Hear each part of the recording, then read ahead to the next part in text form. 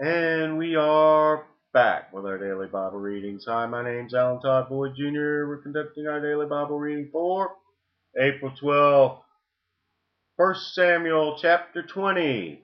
And David fled from Naioth in Ramah and came and said before Jonathan, What have I done? What is my iniquity? And what is my sin before thy father, that he seeketh my life?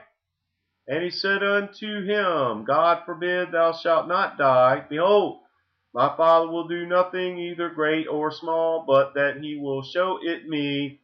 And why should my father hide this thing from me? It is not so. David sware moreover and said, Thy father certainly knoweth that I have found grace in thine eyes. And he saith, Let not Jonathan know this, lest he be grieved, but truly, as the Lord liveth, and as thy soul liveth, there is but a step between me and death.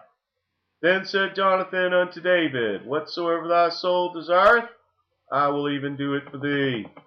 And David said unto Jonathan, Behold, tomorrow is the new moon, and I should not fail to sit with the king at meat. But let me go, that I may hide myself in the field unto the third day at even. If thy father at all miss me, then say David earnestly, ask leave of me, that he might run to Bethlehem his city, for there is a yearly sacrifice there for all the family. If he say thus, It is well, thy servant shall have peace, but if he be very wroth, then be sure that evil is determined by him.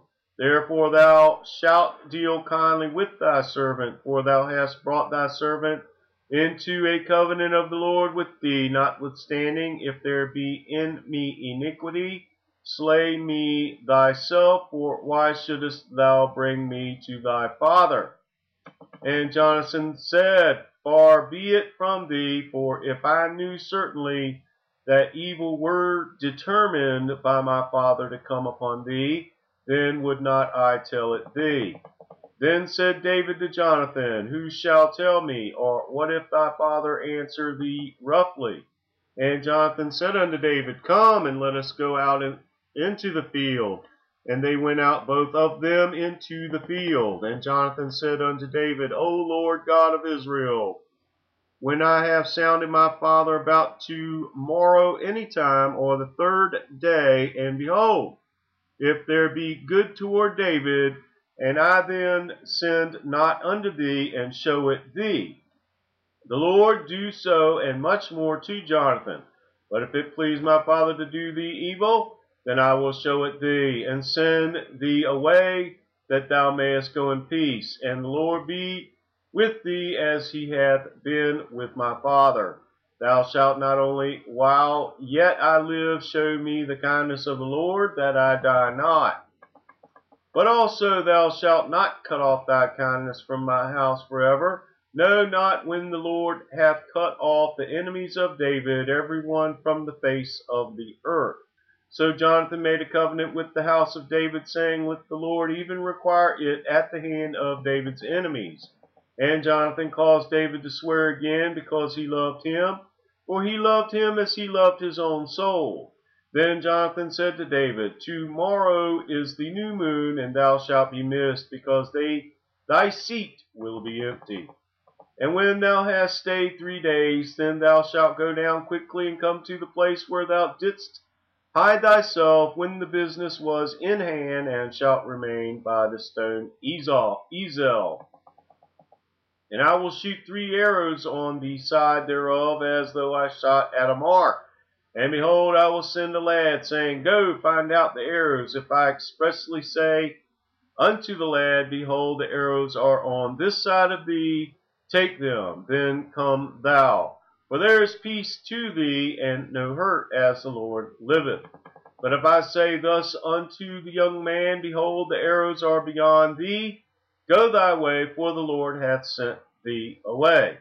And as touching the matter which thou and I have spoken of, behold, the Lord be between thee and me forever. So David hid himself in the field, and when the new moon was come, the king sat him down to eat meat. And the king sat upon his seat as at other times, even upon a seat by the wall. And Jonathan arose, and Abner sat by Saul's side, and David's place was empty. Nevertheless, Saul spake not anything that day, for he thought, something hath befallen him. He is not clean, surely he is not clean.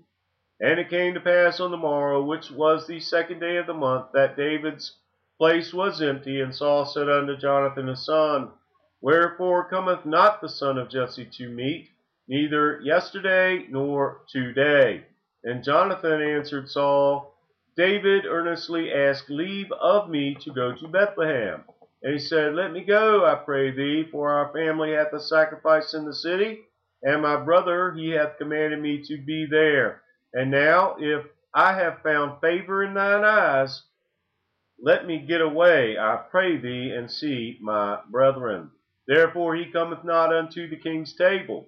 Then Saul's anger was kindled against Jonathan, and he said unto him, Thou son of the perverse, rebellious woman, do not I know that thou hast chosen the son of Jesse to thine own confusion, and unto the confusion of thy mother's nakedness? For as long as the son of Jesse liveth upon the ground, thou shalt not be established, nor thy kingdom. Wherefore now send and fetch him unto me, for he shall surely die. Jonathan answered Saul his father, and said unto him, Wherefore shall he be slain? What hath he done? And Saul cast a javelin at him to smite him, whereby Jonathan knew that it was determined of his father to slay David. So Jonathan arose from the table in fierce anger, and did eat no meat the 2nd day of the month, for he was grieved for David, because his father had done him shame. And it came to pass in the morning that Jonathan went out into the field at the time appointed with David, and a little lad with him. And he said unto this lad, Run, find out now the arrows which I shoot. And as the lad ran, he shot an arrow beyond him. And when the lad was come to the place of the arrow which Jonathan had shot, Jonathan cried after the lad, and said, Is not the arrow beyond thee? And Jonathan cried after the lad, Make speed, haste, say not. And Jonathan's lad gathered up the arrows, and came to his master. But the lad knew not anything, only Jonathan and David knew the matter. And Jonathan gave his artillery unto his lad, and said unto him, Go, carry them to the city. And as soon as the lad was gone, David arose out of a place toward the south, fell on his face to the ground, and bowed himself 3 times, and they kissed one another, and wept one with another, until David exceeded.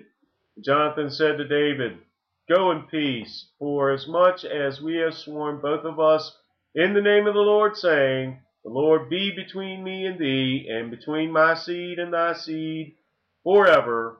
And he arose and departed, and Jonathan went into the city. The word of the Lord.